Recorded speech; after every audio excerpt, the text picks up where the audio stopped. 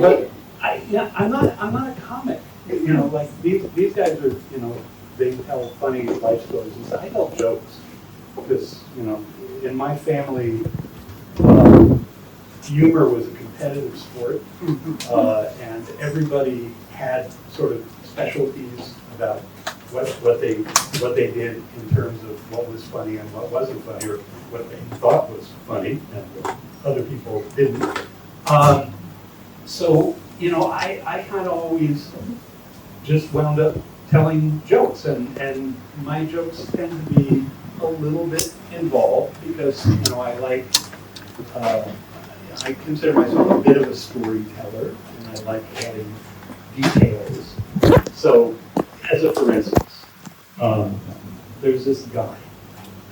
Most good jokes. It seems there was this guy, and he always wanted to be a bartender. It was his major ambition in life was to be a bartender.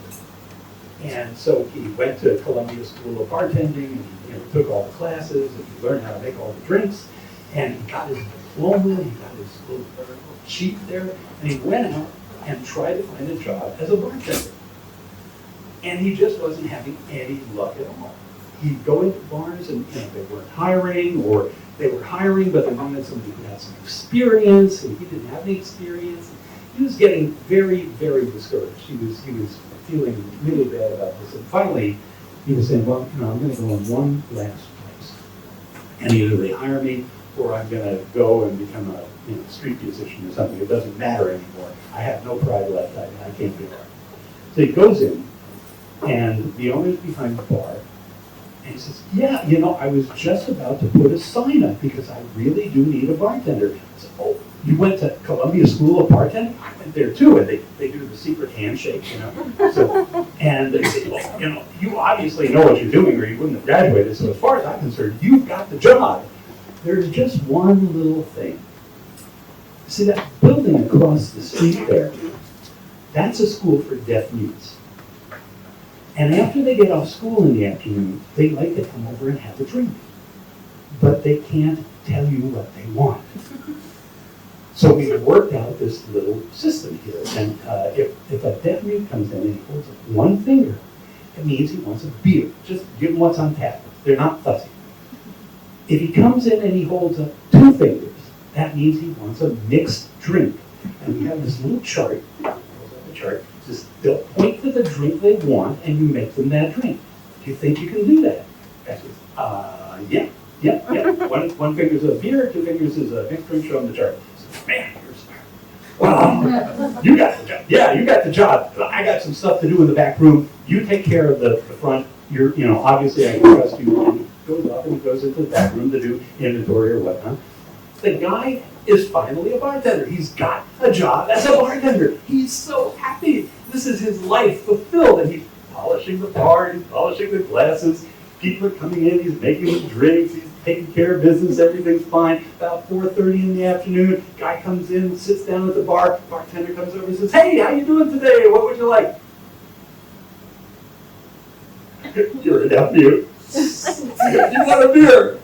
Give them beer. Great, perfect. Another one comes in, sits down, two fingers, oh, mixed drink, here's the chart. Shows him the drink he wants. He makes the drink. It's fantastic. The deaf mutes are coming in, they're coming one finger, two finger, one finger, two finger. He's taking care of everybody. Everything's fine. He is so happy, he's so fulfilled in his life. Deaf mute comes in, sits down at the bar, comes over, says, hey, how you doing today? One finger, two finger, what do you want?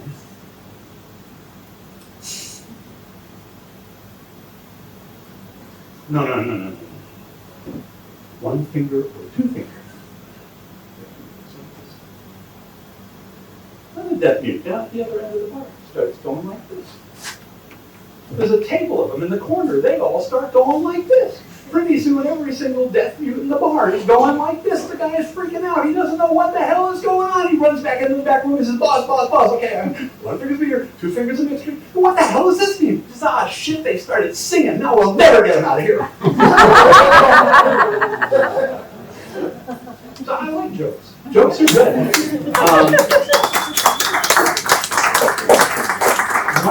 One of the highlights of my life was watching my grandmother tell a joke. This was her 50th wedding anniversary. My grandparents had been married 50 years. This was in Los Angeles, actually San Fernando Valley, if anybody's listening, at Sportsman's Lodge. And they had a big to-do. All the family was there. They had hired a mistress of ceremonies to sort of run the show for them, and get everybody involved. We chased that poor woman off the stage. I mean, the family took over and we were all doing our stuff. My grandmother got up and she told her favorite joke. Now, you have to imagine, this is a 70-ish-year-old lady in a formal, full-length pink gown. She's telling a joke. So there was these three ladies. They're sitting around the apartment one day. They're playing cards. And as they're playing, the first lady, she always says, my husband is a prince among men. He's an absolute prince. You know what he did for me? He bought me a fur coat. I don't need a fur coat. He didn't want me to be cold, so he bought me not just a fur coat, an ermine. I mean, there's a beautiful, full-length, gorgeous coat. It's the most amazing thing I ever saw, and I don't need it, and I didn't ask for it, but he bought it for me because he loves me. The second woman says, your husband is a very, very good man. My husband, though, is a king among men. He is so wonderful. You know what he did for me? He went out and he bought me a car. He bought me a Cadillac. What do I need a car for? I go to the grocery store. I could take the bus. He didn't want me to take the bus because he's afraid that maybe something will happen. I'm just stuck in the cold. He doesn't want me in the weather. He wanted me to have a car, so he bought me this beautiful car. I didn't ask for it, but he bought it for me because he loves me. And both of the women turn and look at the third lady. She's with her cards. Ladies, your husbands are both very, very good men. My husband, he doesn't buy me things. But he's got a thing on him so long 7 pigeons could stand on it. And they all go back to playing cards. Remember, this is my grandmother telling this joke. As they're playing cards for a little while, the first one says, well, so maybe I'm exaggerating a little bit because the second-hand cloth coat from Woolworths is not exactly a full-length ermine, but he didn't have to buy me anything. I didn't ask for anything. He bought it for me because he was thinking about me, because he cares about me, because he's a good man and he loves me. Second woman says, yes, so maybe I'm also exaggerating just a little bit because a third-hand Studebaker is not a Cadillac. But I didn't need a car. He got me a car because he was being thoughtful. He was worried about me. He didn't want me walking or taking the bus. He's kind. He's a good man. The third lady.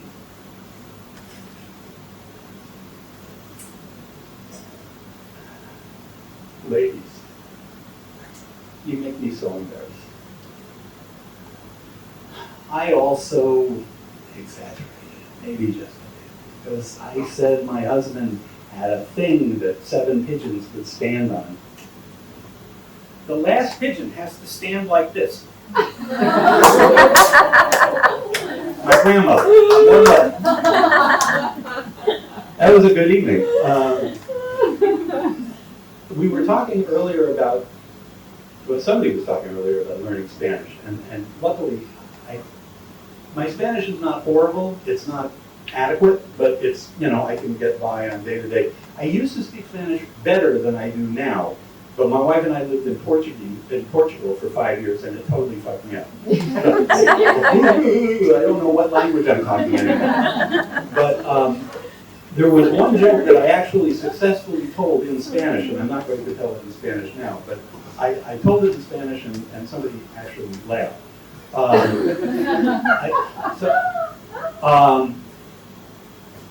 There's a convent in Ireland, and one day 2 leprechauns appear at the door, they knock on the door, and they ask to speak to the Mother Superior.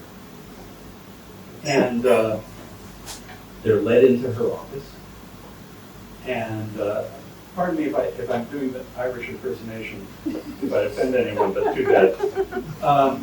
The first leprechaun says, "Oh, Mother Superior, would you be having any leprechaun nuns in this fine establishment?"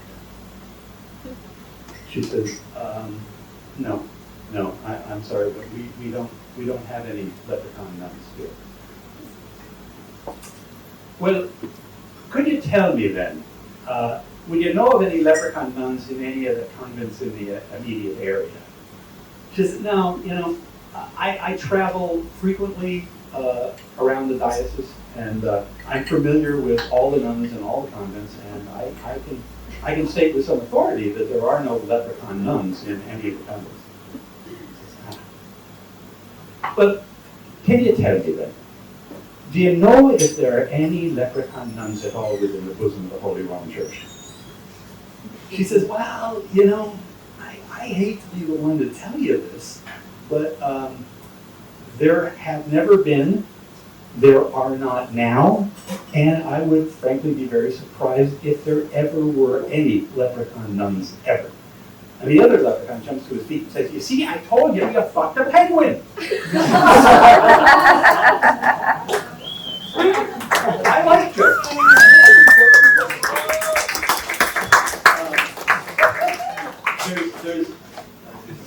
I like sacrilegious jokes too. Everybody likes sacrilegious. I have an argument with my sister about the right way to tell this joke. She's wrong, I'm right. But it's the crucifixion. Jesus is up on the cross.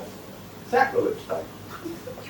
And the centurions are down at the base of the hill, and the crowd is out in front, and the apostles are, oh, I'm being flashed. The apostles are being, trying to be inconspicuous in the crowd. And Jesus raises his head. "Simon!" Now Simon's out in the crowd. He says, "Oh, my master's calling my name.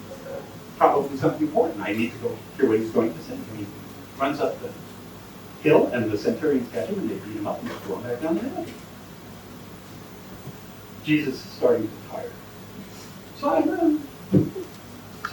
He's calling my name again. It must be something important. And he runs up the hill, and the centurions catch him, and they beat the shit out of him, and throw him back down the hill again. Finally, Jesus is about to die. "Simon!"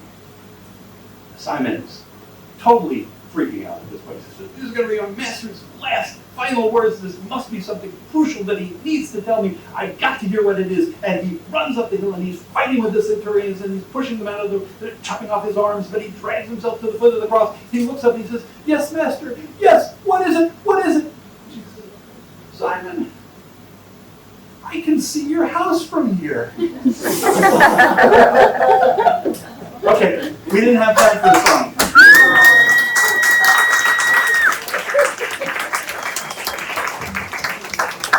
Let's give it credit for Phil. Give it credit for Phil.